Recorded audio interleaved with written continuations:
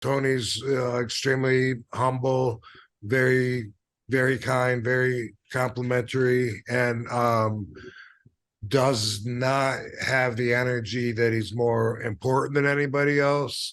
He seems more like he's happy to be there.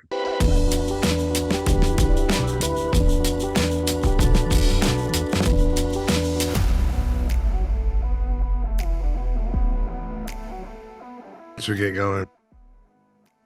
Are you nervous, RVD? Are you nervous for being here on the Apter chat?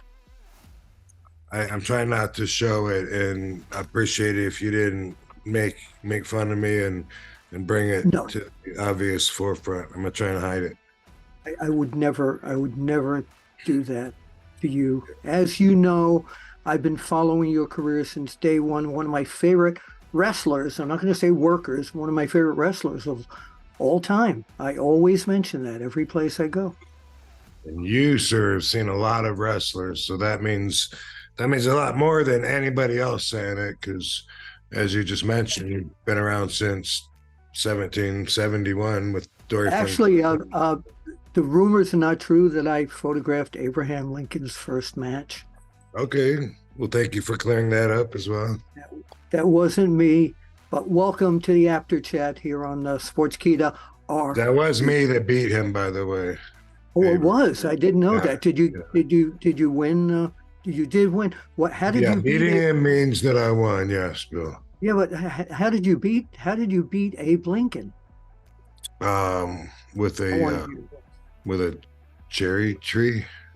Cherry tree. What did he chop down? Some kind of tree? No, that was somebody. I forgot who that was, but our viewers will. Hey, tell me Abraham Lincoln didn't chop down a tree.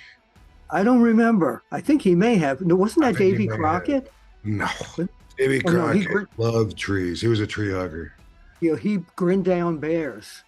He wore raccoons on his head. Yes, he did, and he grinned down bears. So I am glad to see that you're back in the thick of things in the wrestling business. Recently made your in-ring debut, your action debut in AEW. So before we get to that part of this, tell me what the AEW experience was like. What it stands for? It's like All Elite Wrestling. Oh, no, I know that. I know, but no, that's not the question. Oh, I misunderstood. No, it's okay. It's all right. It was fun, dude. It was good, man. Everyone there has good energy, and everybody there, just like everywhere, grew up watching me. So I feel like I get a lot of respect. It's cool to see some of my peers like Jerry Lynn and Taz and Christian, Mark Henry, Big Show, Chris Jericho, guys like that. Yeah, it's pretty cool. Yeah. Who were some of the newer people that you saw there that really impressed you? Well, I don't have all their names down because I haven't seen them enough, and watched the television, but right. A lot, the whole standard, as you know, for qualifying to be a TV wrestler now, you have to be at least really good, because if you think about it, back in like the early 2000s, there was still room for people on TV that didn't necessarily have that much talent, right? They might, I don't want to start naming guys, but some guys might just have big bodybuilder physiques, and the office would decide, okay, we're going to get all behind this dude and push him right over all our other talent. And then after a couple months, then they're like, oh, well, that didn't work. And then we're like picking ourselves up off the road, feeling run over.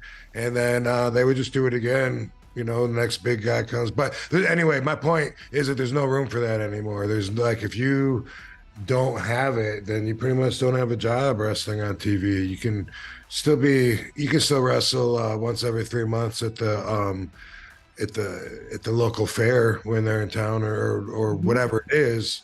But the whole level, the whole standard of everyone now and what it's evolved to is, really good caliber of athletes. You have to be super athletic now. You do. You didn't used to have to be an athlete. You could kind of fake it and just be a bar stool tough guy. And so it's changed a lot now, yeah, because of style, the demand, the fans that think they know how it works have a higher demand on what they're expecting for their ticket. Yeah. So do you Rightfully feel so. They've seen RVD come through and show you what's possible. that yes, and still possible?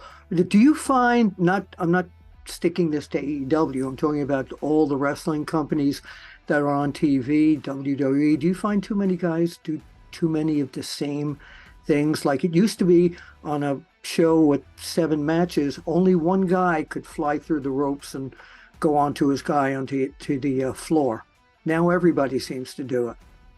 I do agree with you. I don't see how it means anything anymore. It's just like an obligated pop from the crowd now, and that's what it seems like to me. Like everybody does it. I don't want to do it anymore. I faked it on my match on Saturday, like I was going to run out.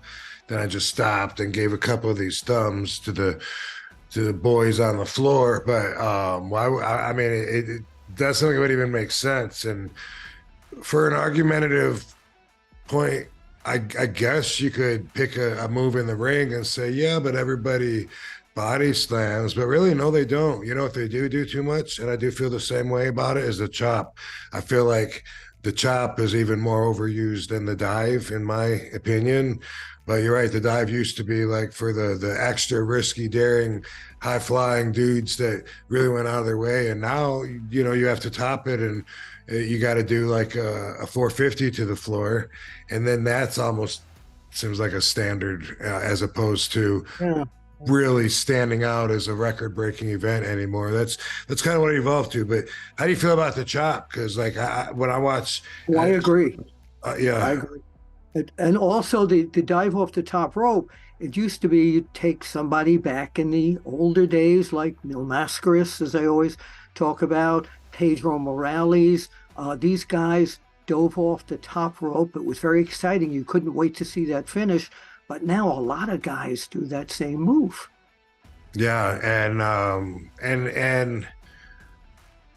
when they do it, it's just becomes so obvious that the other guys are just standing there waiting to catch him. And that's a big problem with me. That's Right. so not the way that I ever got trained Why or are the you standing there for 20 they do seconds? it that they have a lack of commitment. Like they're not into their head is not into the match the way that I and Sabu were trained to be into. We don't stop. These guys stop. You throw them in the corner, and then it's almost like they have a 3 second lunch break. They just stand there and wait. And I think it's because safety is more important than it ever has been. So they try to want the other guy to feel comfortable and know that they're going to be there for them. Screw that. That is so not at all the way that I work. And I think that's really a big thing, if not the biggest thing that's missing. It's that commitment to every moment. You throw RVD into the turnbuckle, watch. I sell my back first. I bend down. I look at the crowd.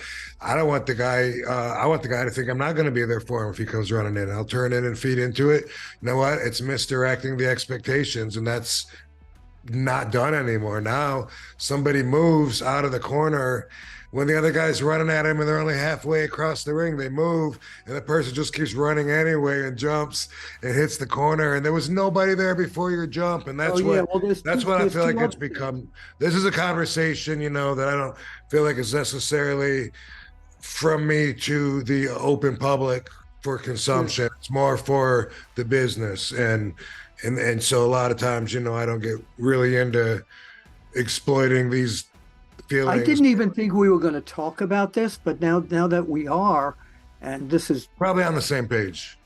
yeah, but we're on the same page, but also guys that are leaning on the ropes and somebody's going to clothesline them and they start going over the rope before the clothesline even hits.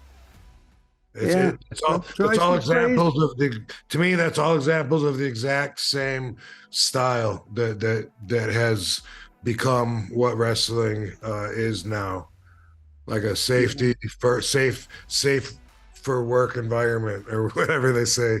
Yeah, Uh, yeah. and it never was before. Before it was like, I'd rather have a tooth knocked out than have you miss and Right, have right. something light. It's definitely What not like about the guy? What about the guy on the top rope and somebody's coming up to superplex him and the guy takes his own legs and sets himself behind? Drives me crazy. It's too obvious. Anyway, let's get back to talking about what the have subject this. matter We'll was continue going this to. conversation behind closed doors. I'm still a Yeah, little. we will do that, but we're okay to run this part. Obviously, we're talking about it, but yeah, yeah, because the evolution of the business, a lot of things have changed, and it's a lot faster, and it's a lot. But yeah, I'll meet you in that room over there at in an Yeah, hour.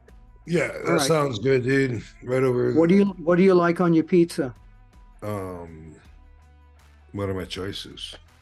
Whatever you want, I'll order Okay, it. okay. Quit being silly. Okay, we'll do it. All right, so let's get back to AEW and the terrific time that you had there. Tell us about Tony Khan. Did you get to talk to Tony at all? Yeah, Tony's awesome. He's awesome, and he both matches that I had similar feedback. He was real appreciative. Um, thanks, Rob. That was awesome. Thanks for doing it. The crowd loved you. Boom, boom, boom. Thanks, dude. That was cool. Let's do it again. That kind of thing. Did you know him when he was a fan? No. I was wondering if when he used to come to ECW, if you If I got to did, know I him. didn't know that I did. Right, It is right. possible that our paths could have crossed, could have had a conversation and not known it. I don't know. But he did go out of his way to tell me that he was there the night of the stretcher match and between me and Sabu in 97, 96, sorry. And also he believes that that was a night that I was, I don't know, like I was elevated, that I ascended to another level of Superstardom. superstar status. Yes, but Yeah. not all the way there yet. But one level anyway. Because I know for me, after I beat Bam Bam Bigelow, that was it. That was just boom. Okay, like every door I opened up after life was packed with screaming energy Isn't that instead of great? yeah. So all good now. So you've been back. You've been now talked to Tony Khan, Vince McMahon, Eric Bischoff back in WCW. What are the differences between these three? You talked to them all too, Bill. I have. Well, not Tony. Not Tony. I don't know Tony well. Well, I mean, I can only give my perspective. It's not like Sure. I spent the night with these guys and when and I no. don't want to even picture that. You know what? Vince McMahon is intimidating. He's to me, I think a lot of people feel like he's like a very powerful figure. When you're talking to him, you know that. His energy kind of, to me anyway, reeks of power and of importance. And I've always felt that way about Vince. Eric, I feel, like I have a ton of respect for Eric, but I feel more like I'm talking to one of the boys when I'm talking to Eric. Comfortable. I do remember when I met him, when I was in WCW in 92, he came up to me in the restroom and was asking me like my height and or my weight and what town I was from, so he could announce the right facts. And we started talking about martial arts way back then. He was saying that he was a martial artist as well, and so that's how I think of him. And with Tony, Tony's extremely humble, very very kind, very complimentary, and does not have the energy that he's more important than anybody else. He seems more like he's happy to be there and appreciative. I don't know if saying like a fan is the right word, but I I feel was like just going to say, do you feel he's still a fan? um I think maybe that's one way to put it in a good way, and that he's there trying to do something from that perspective with everything that's within his power, making everything happen and putting everything together, and he's obviously doing the job that he's doing, so that's good. Is there somebody on that roster that you would love to have a match with that you said this guy and me would be perfect at this stage of your career? Um, I need a rematch with Jungle Boy. I'd like to work with Chris Jericho. We would have a awesome match. Oh my God. Yeah, Christian too. I believe. What about Sting? Sting. That'd be cool. That'd be cool. I'd like to see that. Yeah. I mean, I don't know, how Sting's feeling and stuff. I know that Chris is still like wrestling full time, so I'm sure from all my previous matches with Chris that we would together, we would pull through uh, and amaze everybody. I'm sure. So, but a lot of the guys, it's cool working with Hook. Tez's. Oh, that's our next subject. With Chris Jericho that you were talking about, it's amazing how he keeps reinventing himself. Yeah, yeah.